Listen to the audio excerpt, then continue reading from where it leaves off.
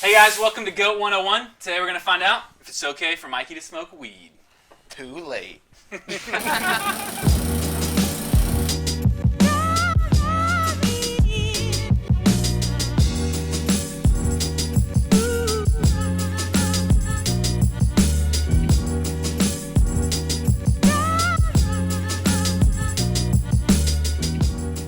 Hey guys, welcome to Goat 101. This is just a time for you guys to get to see some of the questions that our kids are asking here at Goat and how we try to answer them in a biblical way. So my name is Ryan. Today we've got Mikey and Cam here, and Mikey's got our questions. So Mikey, why don't you go ahead and let us know what we got today? So my question is, why is weed illegal? Why is weed illegal? Okay. Yeah, it's a good question. Why are you asking?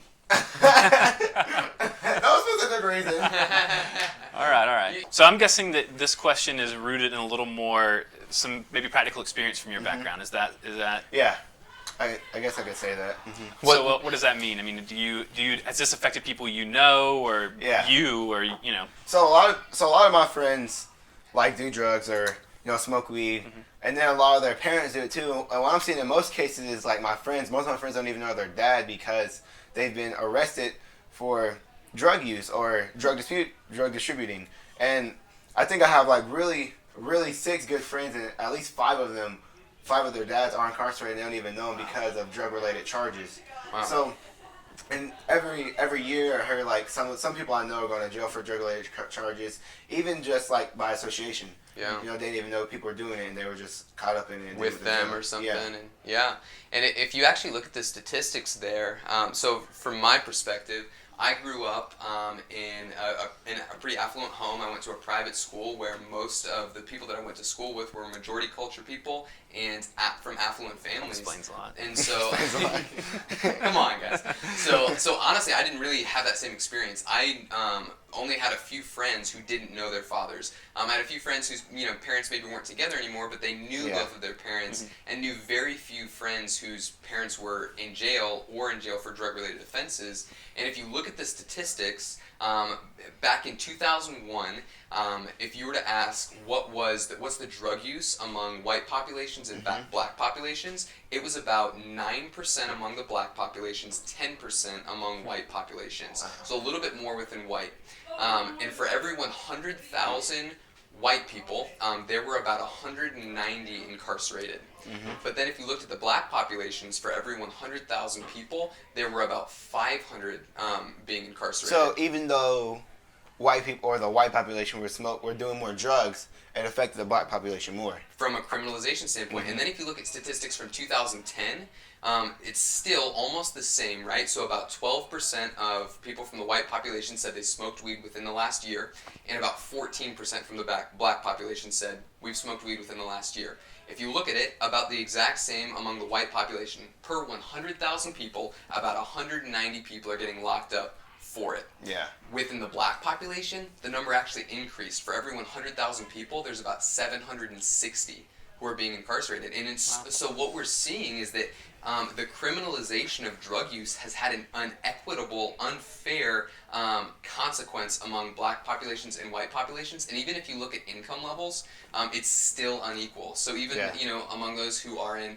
higher class, middle class, or lower class financial socioeconomic brackets, it's still unequitable how many black folks are getting locked up for the exact same thing as white folks. And that's something that was surprising even to me. As we were kind of doing our research about this question, I always was under the assumption, which a lot of people are, that the black population is more incarcerated for this unequitably because of being in a lower income. But and we'll link it in the description of the video. But there's research that shows, as you get into those lower incomes, it actually kind of evens out. And so it's actually in the higher income brackets where the black population is incarcerated even more heavily. I think within percentage-wise, if you're in the $80,000 to $100,000 family income range, which would be a higher socioeconomic bracket, you are almost 8 times more likely to be criminalized if you're black as opposed to if you're white. And so, so for your experience, that reflects that. If 5 out of your 6 closest friends don't know who their dads are because they've been incarcerated,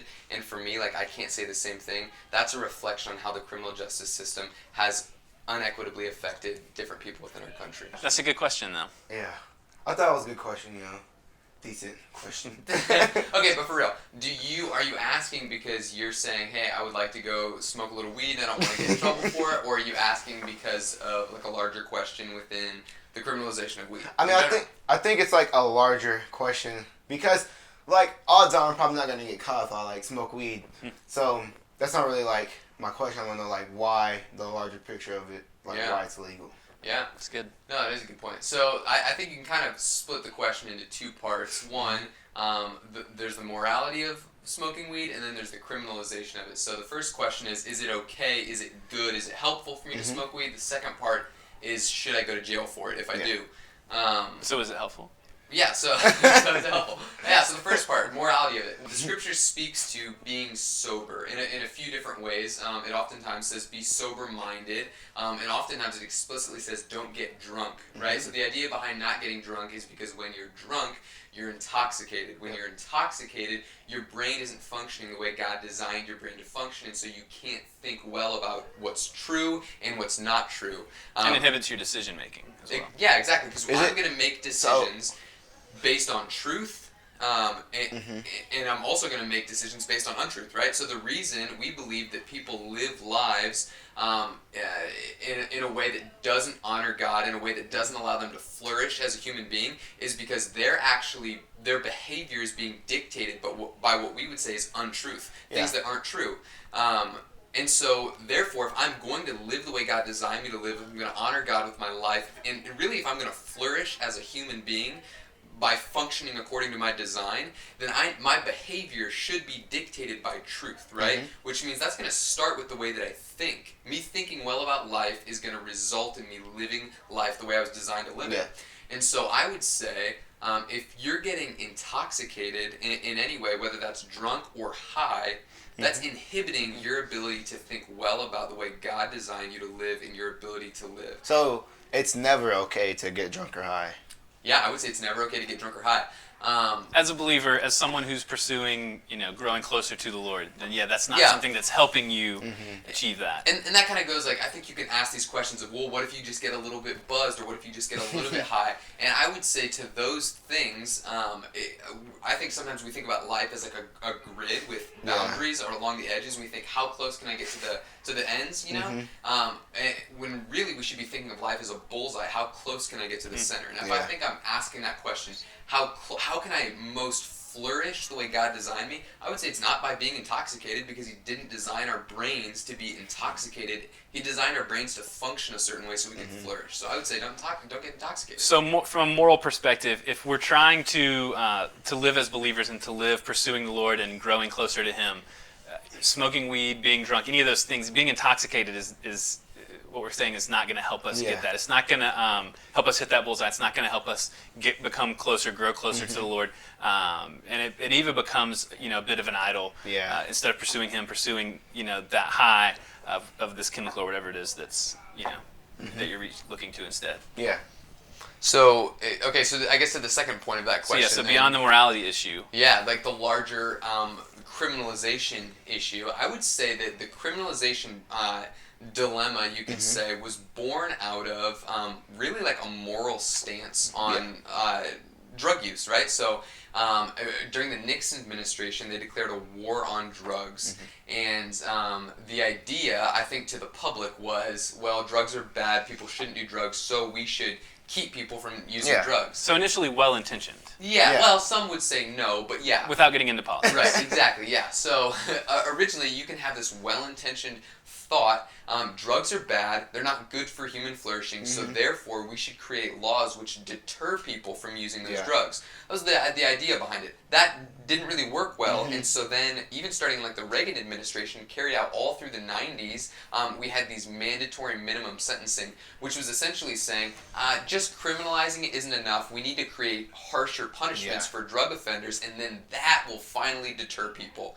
from using drugs. And what we've found is that neither worked. Criminalizing drugs didn't deter people from drug use. It actually didn't affect that. They were interviewing people in prison who were suffering like these really, really long sentences because of mandatory minimums, and they were asking like, well, didn't you factor this in? And those people had no idea the sentencing that they were going to face. nobody thinks that you're going to get caught smoking weed or doing anything like that. Right. And secondly, no one knows how long you'll go to jail for it. Like, of course, everybody knows, like, if you have more than weed, more your sentence, but nobody thinks you go to jail for years and years and years, and no one thinks you're going to get caught, so. Yeah, so it really wasn't actually deterring people from using drugs. And if I try and think about this from a biblical perspective, well, what actually helps, deter people from drug use, then I have to ask, well, why are people using drugs to begin with?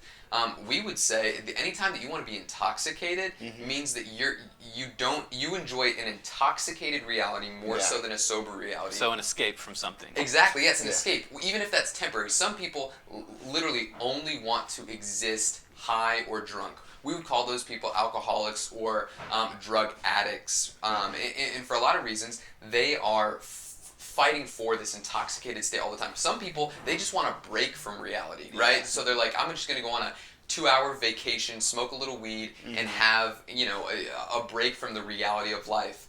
Both things are desiring an intoxicated reality over a sober reality, and I would say the only reason you do that is if you don't really understand what's going on in the sober reality.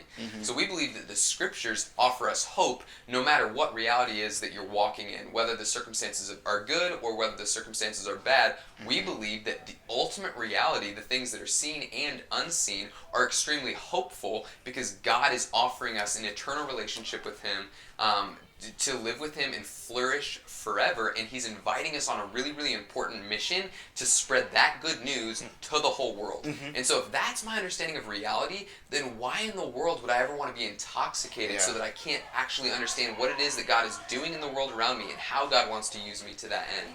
And so I would say that fleeing from that is just a desire to get away from the reality of things. And so how do you keep people from using drugs? Well, I would say give them the hope of the reality that they're trying to escape from, rather than just trying to deter them from being intoxicated. Because people put their hope in the fact that this will help them escape from reality, but if you give them hope in reality, there's no reason for them to escape from it.